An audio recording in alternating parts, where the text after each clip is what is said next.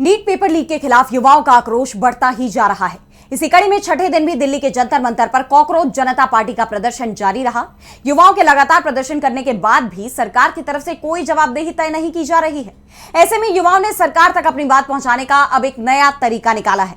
वहीं social activist Sonam Wangchuck ने भी युवाओं की मांगे नहीं माने जाने पर बड़ा ऐलान किया है, जिससे यह प्रदर्शन अब और बड़ा बनता हुआ दिखाई दे रहा है।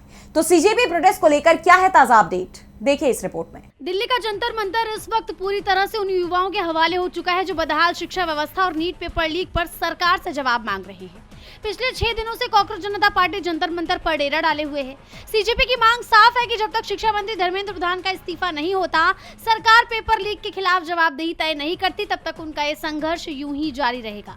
कड़ी धूप, आंधी तूफान में भी सीजेपी का प्रदर्शन जारी है। मौसम भले ही बदल रहा है, लेकिन सरकार के खिलाफ युवाओं के तेवर नहीं। लेकिन इतने विरोध के बाद भी सरकार की तरफ से अभी तक ना कोई जवाब दिया गया है और ना ही कोई कदम उठाया गया है, बल्कि धर्मेंद्र प्रधान ने तो उल्टा छात्रों को ही दहशतगर्द बता दिया, जिस पर युवाओं का गुस्सा और बढ़ गया।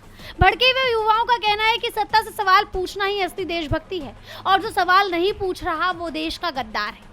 वहीं अब सरकार तक अपनी बात पहुंचाने के लिए युवाओं ने एक नया तरीका निकाला है। उन्होंने पीएम मोदी को चिट्ठी लिखने की बात कही है। सीजेपी ने युवाओं से इसका आह्वान करते हुए एक्स पर पोस्ट किया कि आज शाम हम सब प्रधानमंत्री को पोस्ट कार्ड लिखने के लिए इकट्ठा होंगे। वो हमें सुन तो नहीं सकते, शायद पढ़ सकते हो।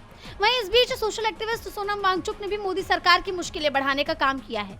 आपको याद होगा कि सीजेपी के मंच से हाल ही में उन्होंने ये ऐलान किया था कि अगर उनकी मांगे नहीं मानी गई तो वो अनिश्चितकालीन अनशन पर बैठ जाएंगे।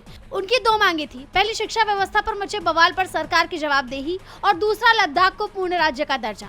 और अब उन्होंने सरकार को लास्ट वार्निंग दी है। उन्होंने कहा, पर भी कोई जवाबदेही नहीं दिखाई जाती है तो शनिवार खत्म होते रविवार से मैं अनशन। ऐसे में मोदी सरकार की मुश्किलें बढ़ना तय है। डीबी लाइव की रिपोर्ट।